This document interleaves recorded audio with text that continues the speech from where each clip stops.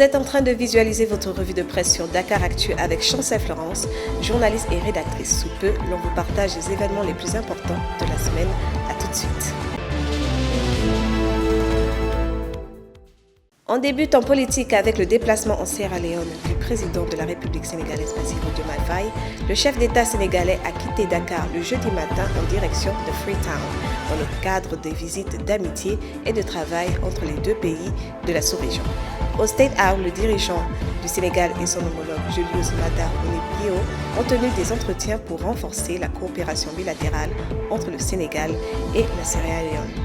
Ils ont également abordé d'autres sujets d'intérêt commun, notamment l'intégration en région ouest africaine, renseigne la note de la présidence de la République.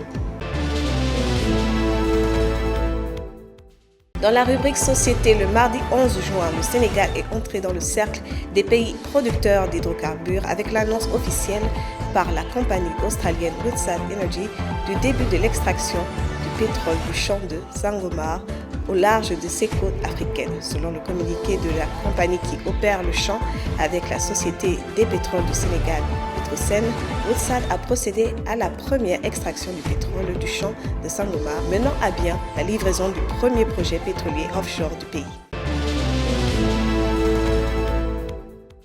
Nous demeurons à la même rubrique avec la récente baisse des prix des denrées alimentaires. C'est lors d'un point de presse tenu ce jeudi que le secrétaire général du gouvernement Amadou Al-Aminoulo a annoncé une série de baisses de prix sur plusieurs denrées de base. D'abord le sucre cristallisé qui tombe de 650 francs à simplement 600 francs, soit une baisse de 50 francs.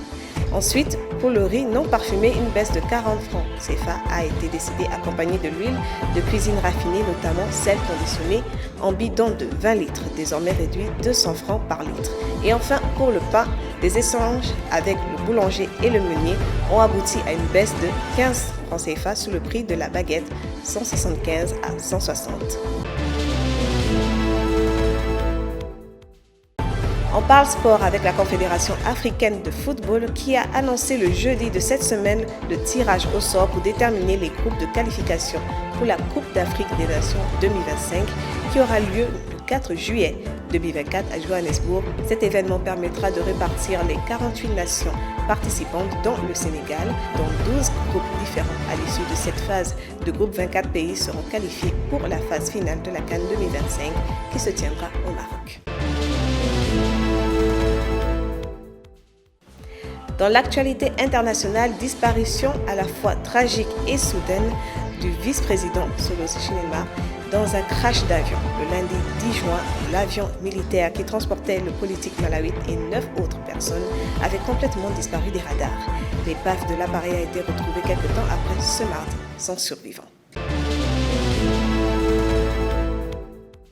C'était votre revue de presse avec Chancel Florence, journaliste et rédactrice de Dakar Actu.